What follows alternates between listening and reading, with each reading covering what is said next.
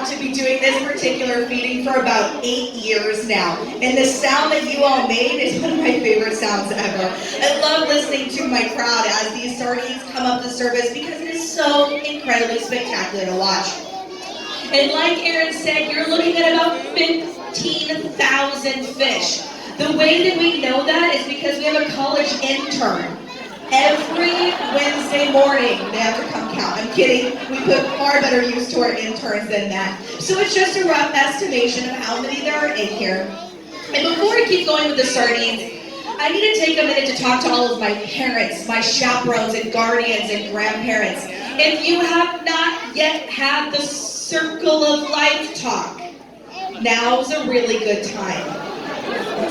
We do have predator and prey in one exhibit, like this beautiful dolphin fish, or mahi-mahi, that's swimming towards me, that is in that vibrant gold color. And the idea is that we try and feed all of our animals well enough that no one feels the need to hunt. Sometimes it works, sometimes it doesn't. So we're gonna have to just kind of wait and see if they had their fill yesterday and can hold off until tomorrow for the rest of their meal. But those sardines, like Aaron said, the way that they feed is just open your mouth and swim through it, kind of like a teenager. So what the animals have is something called a gill raker. Think of a gill raker like a pasta strainer that's in your throat. So you swim through the food with your mouth open, the food gets caught in the gill rakers, that pasta strainer-like thing. The water goes out the gills, the food then can go down the throat and into the stomach. So they don't have to stop and get their food and take a bite and chew it and all of that. It's not efficient for them. They also can't stop. Sardines are, don't look at that side of the window. So kids, if you ever wonder why your parents tell you to stay in school, it's so you don't get eaten by a mahi-mahi. All right, so just do us a favor and stay in school, okay? So these animals, like I said, they have those pasta stringer-like things, those gill rakers, they swim through the food, they get it, and that's how they're going to feed. You can see another big handful of food that Teresa just tossed in, and this is going to be known as the pellets. And pellets are really similar to the kibble that you and I would feed to our dogs and cats at home. It's packed with vitamins and minerals to make sure everyone stays nice and healthy. We can't exactly replicate what these animals are eating in the wild, so we do our best to supplement that with any kind of vitamin, similar to if you or I were to take a multivitamin at home. Now, when a lot of people come and watch the sardines, the number one question they have for me is how do the sardines, how do they move like this? How do they stay together? And what they have are these sensory organs inside their head that sense vibration and movement. So if you're small and you fit in the mouths of the other fish in here, it pays to look big and to move very fast, which is what these sardines will do. They are really, really incredible and so incredibly agile. Now, Teresa just started tossing in food item number 2, which is krill.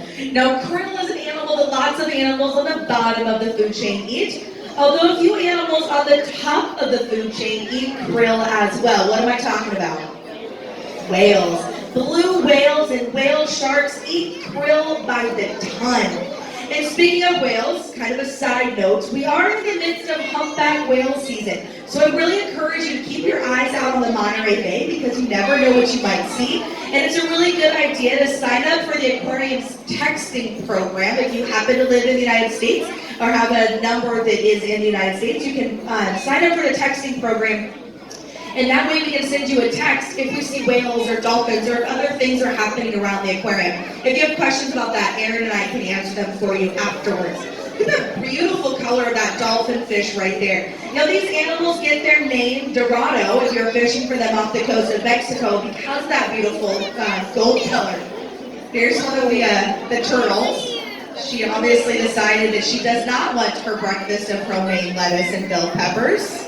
She's going to try and come take a couple bites out of that amazing krill. Now folks, one of the things I love so much about this feeding is watching these sardines.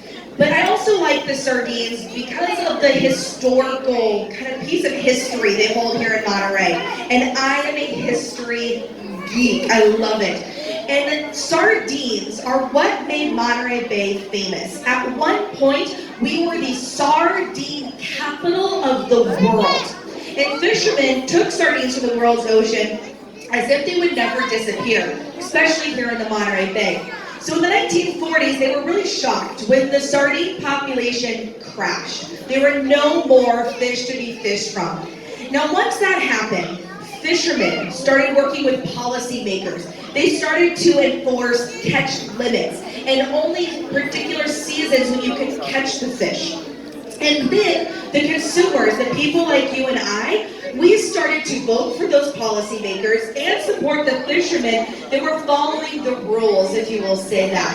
And that meant that sardine populations were able to be given a break in their fishing and were able to recover in some of their populations.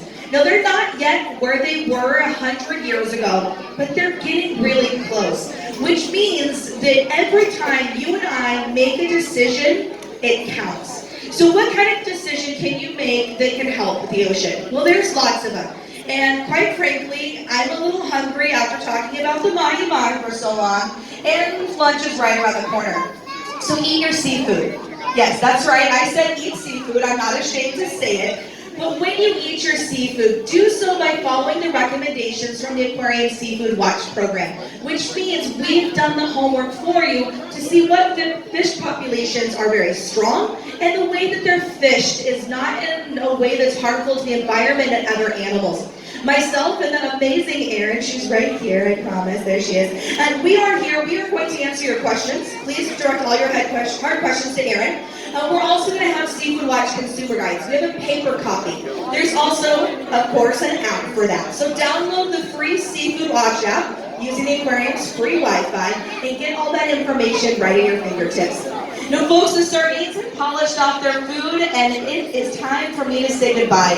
Thank you so much for hanging out with me. Thank you for laughing at those bad jokes, and enjoy the rest of your day at the Monterey Bay Aquarium. Bye, everyone.